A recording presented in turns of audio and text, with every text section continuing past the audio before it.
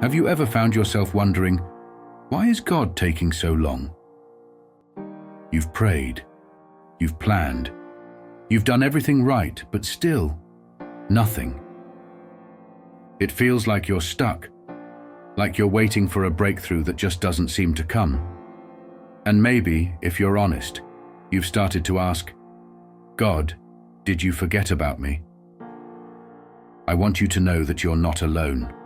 Waiting is hard. But here's the truth. Just because God seems silent doesn't mean he's not working.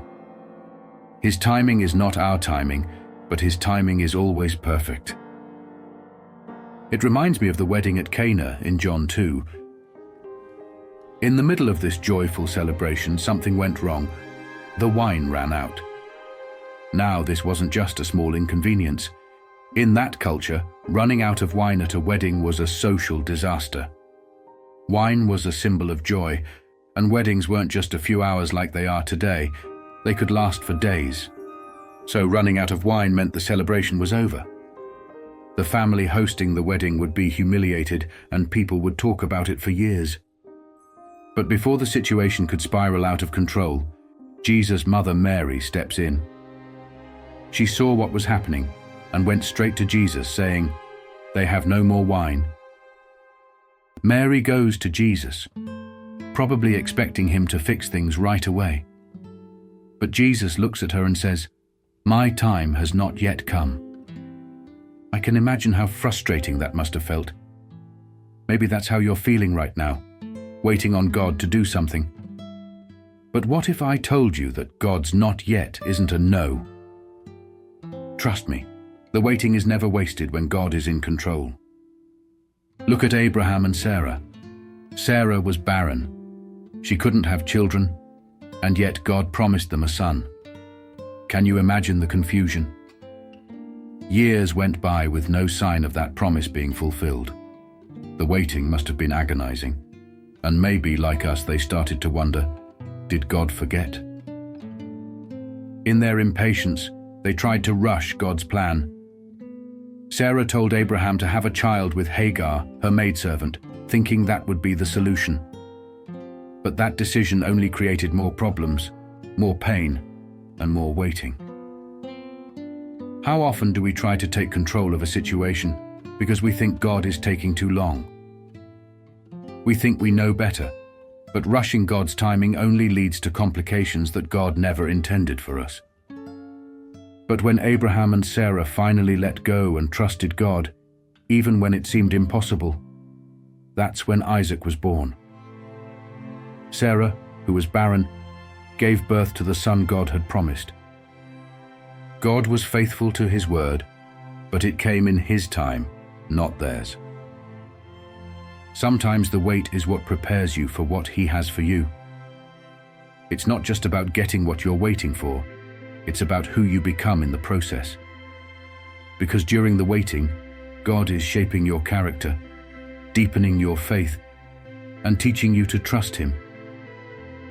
You know, sometimes God asks us to take steps that don't seem to make sense while we're waiting. It's like the servants at the wedding in Cana.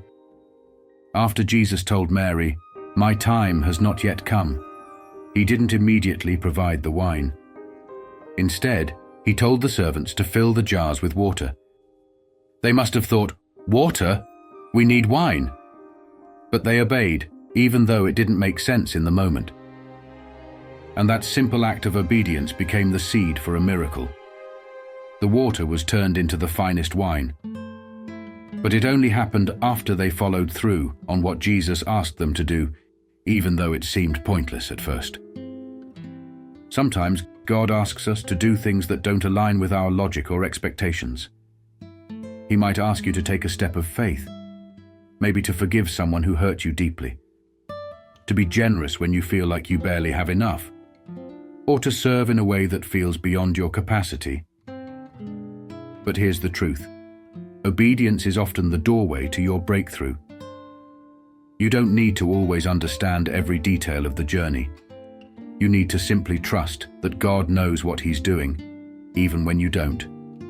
Just like the servants who filled the jars with water without understanding why. your obedience, even in the small and seemingly insignificant things, can be the very thing that prepares the way for the miracle you've been waiting for. And what happened after they obeyed? That's when the miracle took place. The water didn't turn into just any wine. It became the best wine. The master of the banquet was amazed and said, "Everyone brings out the choice wine first, and then the cheaper wine after the guests have had too much to drink, but you have saved the best till now." Think about that. What should have been inferior, what should have been less, turned out to be the best. Jesus didn't just provide enough to get by. He provided the best wine. He doesn't just meet the need, he exceeds it. He doesn't just give you something, he gives you his best. And sometimes we fall into the trap of thinking that the best is behind us. We start to believe that the good days are over, that we've seen all God can do. Maybe you've been waiting for so long that you've convinced yourself that you missed your moment. But this story tells us something powerful. God always saves the best for last. The fact that the best wine came at the end teaches us something so important. It teaches us to wait on God, because when He moves, it's always worth the wait. Then, after the miracle happened, we come to verse 11, which says, "What Jesus did here in Cana of Galilee was the first of the signs through which He revealed His glory, and His disciples believed in Him." What do we see here? This miracle, the turning of water into wine, was about so much more than just meeting a need or solving a temporary problem. This wasn't just about wine, it was about glory. When Jesus performed this miracle, it was His way of revealing who He truly was, the Son of God, the one who holds all power, the one who can transform any situation. The miracle at Cana wasn't just a display of His power. It was the moment when His disciples began to truly believe in Him. Their faith was strengthened because they saw His glory firsthand. And that's what God does in our lives too. The miracles He works in us aren't just about fixing problems. They are about revealing His glory, showing us who He is, and increasing our faith in Him. When God moves, He's not just interested in solving the immediate need. He's showing you His power, His goodness, and His love for you.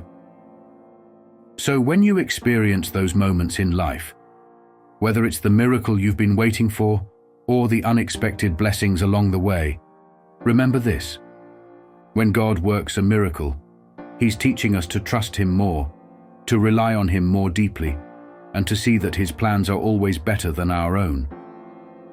He's showing us that He's the God of the impossible, the God who reveals His glory in ways we never expected.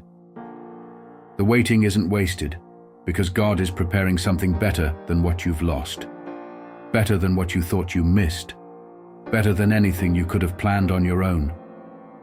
The best wine is still coming. You haven't seen all that God can do. So don't give up now. Don't settle for less when God has His best waiting for the perfect moment. Thank you for watching. God bless you.